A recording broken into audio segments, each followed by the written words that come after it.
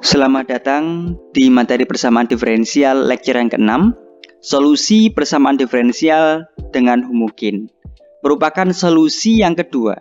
Setelah di video sebelumnya kita mempelajari solusi persamaan diferensial menggunakan pemisahan variabel. Nah, saat ini kita mempelajari tentang persamaan yang homogen, ya. Jadi pada prinsipnya nantinya akan diberikan permasalahan diferensial. Dan bagaimana caranya membentuk persamaan di sisi sebelah kanan itu menjadi Y per X, begitu ya. Jadi ada 5 algoritma yang masih menyerupai algoritma pemisahan variabel.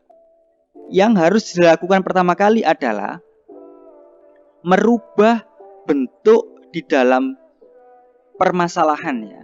Permasalahan diferensial itu menjadi Y per X atau X per Y. Jadi itu dulu. Bagaimana merekayasa soal yang diberikan sehingga dapat berbentuk Y per X atau X per Y.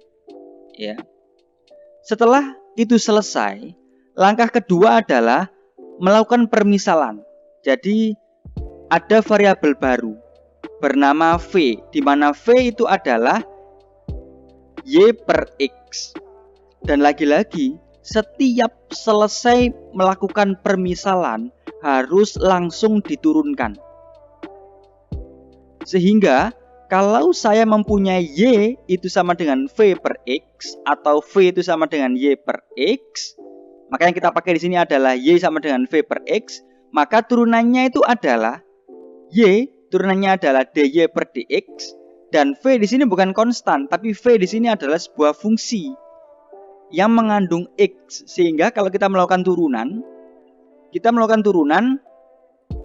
U aksen V plus U V aksen. Sehingga didapatkan dy per dx itu adalah V plus X dV per dx, ya. Kemudian kita melakukan substitusi. Karena kita sudah melakukan penambahan variabel V, maka kita lakukan substitusi. Setelah kita membentuk tadi Y per X atau X per Y, kita substitusikan dengan variabel V ke dalam soal. Setelah itu baru algoritma ketiga, 4, dan 5 yang merupakan algoritma dari pemisahan variabel, yaitu kita pisahkan, kita kelompokkan seluruh yang mengandung V itu kita kelompokkan dengan dV, dan seluruh yang mengandung X kita kelompokkan menjadi dx. Setelah itu kita integralkan kedua sisi dan kita tambahkan konstan C di sisi sebelah kanan X. Setelah selesai, karena kita melakukan variabel baru, penambahan variabel baru berupa V, maka kita harus kembalikan bahwa V itu adalah Y per X dan seluruh V nantinya harus dirubah ke dalam Y per X. Kemudian kita melakukan penyederhanaan atau simplifikasi, ya. Contoh, diberikan sebuah persamaan diferensial 2xy plus x kuadrat dy sama dengan dy kuadrat plus 2xy dx, begitu.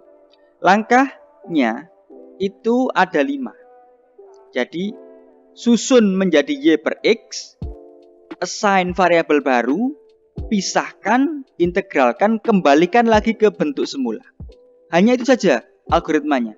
Dan untuk setiap permasalahan homogen pasti menggunakan kelima cara ini. Yang pertama, kita bentuk soal menjadi dy per dx di sisi sebelah kiri, dan sisi sebelah kanan menjadi dy pangkat 2 plus 2xy per 2xy plus x kuadrat, ya. Jadi ini hanya pindah ruas, begitu. X ke kiri, kemudian 2xy plus x kuadrat ke kanan, begitu. Tapi dia ke bawah. Nah, kita harus mampu membuat soal di sisi sebelah kanan itu berganti menjadi Y per X keseluruhan. Sehingga dengan cara bagaimana? Dengan cara melakukan pembagian X kuadrat. Jadi seluruh fungsi di sebelah kanan itu saya bagi menjadi X kuadrat. Didapatkanlah sebagai berikut. Kemudian tadi kita sudah assign variabel baru bahwa Y itu sama dengan V per X. Maka dy per dx itu adalah V plus X dV per dx. Ya. Sama dengan ini dapat dari mana? Dapat dari melakukan perubahan. Substitusi bahwa untuk setiap Y per X itu saya rubah menjadi V. Sehingga menjadi dV kuadrat plus 2V per 2V plus 1. Ya. Setelah selesai, ya, yang kita selesaikan hanya yang ada di kotak merah. Karena semua sama, dy per dx kita singkirkan dulu. Jadi hanya yang di kotak merah. Kemudian kita selesaikan, kita kelompokkan bahwa V yang dari ruas kiri pindah ke kanan, begitu. Kemudian kita melakukan penyederhanaan. Setelah selesai baru kita pisahkan untuk seluruh V berkumpul dengan dV dan untuk seluruh X berkumpul dengan dx, begitu. Setelah semua selesai terkumpul, maka langkah selanjutnya adalah melakukan integral, begitu. Melakukan integral kedua sisi. Nah, di sini integral 2V plus 1 per V kuadrat plus V dV itu hasilnya adalah ln V kuadrat plus V. Bagaimana jika ada dua persamaan atas dan bawah, dan yang atas itu adalah turunan dari yang bawah? Ya. Jika yang atas itu adalah turunan dari yang bawah, maka bisa dipastikan hasilnya adalah ln fungsi yang bawah. Sehingga langsung hasilnya adalah ln 2V kuadrat plus V. Kenapa? Karena turunan dari V kuadrat plus V itu adalah 2V plus 1 yang merupakan fungsi di atasnya. Gitu. Seperti halnya integral seper X, begitu. Kenapa hasilnya X? Karena 1 di sana itu hakikatnya adalah turunan dari X, begitu, yang di bawahnya.